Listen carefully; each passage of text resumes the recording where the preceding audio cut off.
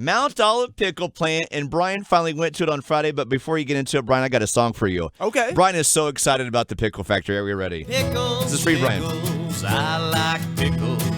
I like them better than an old fudge sickle. Oh, yeah. Pickles, pickles, I like pickles. Won't you give me a pickle? Won't you give me a pickle?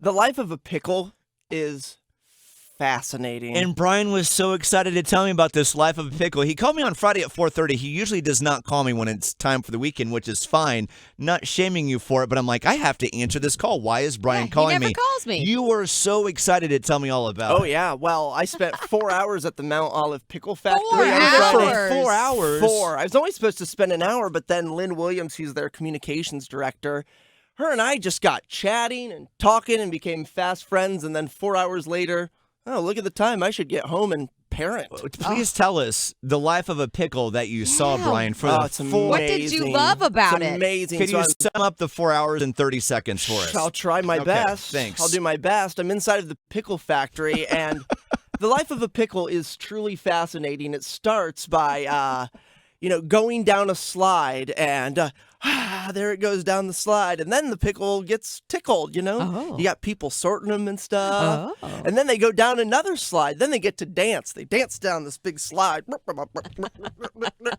into the jars. It's the funniest thing you've ever seen. It's complete chaos. It's like like lottery balls, and jumble their way into these jars that are going down an assembly line, and then they meet the worker they have absolutely had nightmares of. It's the guy with the mallet. Oh, no. What does he do with the mallet? How do you think pickles get in those jars so tightly? You got all these dancing pickles. Well, by the time they get past the little dancing portion of the routine, Yeah. you just got them outside of the top of the jar like a bouquet. So you got the guy with the mallet who takes out his life's frustrations. Boom! No. Man, that's ouch. precision. On the top of each jar. How does he not smash the jars? And that what- person must just have the perfect touch. And it's one thing to know, like, this is the pickle place. But, Bryan, you said, for those who are transplants like we were 8 years ago, I mean, this is like the pickle place The Mount in our Olive, country. Yeah. They make more pickles, distribute more pickles than any other pickle factory in the country. Amazing. Isn't that great? I keep thinking about the mallet guy. I want to play whack-a-mole with that guy. Can you imagine how High good he is score. at whack-a-mole? He's the best. All the tickets. But you've opened a jar of pickles and you're like, this top pickle's a little smashed or a little tough to get out I'm going to be looking now. because of the mallet guy. Do you know what the mallet guy's name was? No, he was too deep in Did his you Oh, get it it? wasn't Malachi, the mallet guy. Did you get to sample all the pickles that you could ever imagine on Friday, Bryan? Not inside of the factory. My beard net covered my mouth, so it was a little tough to slip You were one there in. for 4 hours and didn't get to sample one pickle? I wasn't inside of the factory for all 4 hours. I was touring the campus. I was inside the factory for about an hour and a half. After a while, it gets a little tough to breathe because the air is so thick with all the brine. Oh, that makes sense. What okay. was the most unexpected room that you went into? Was it the dancing pickle room or? That's a good question, Sarah.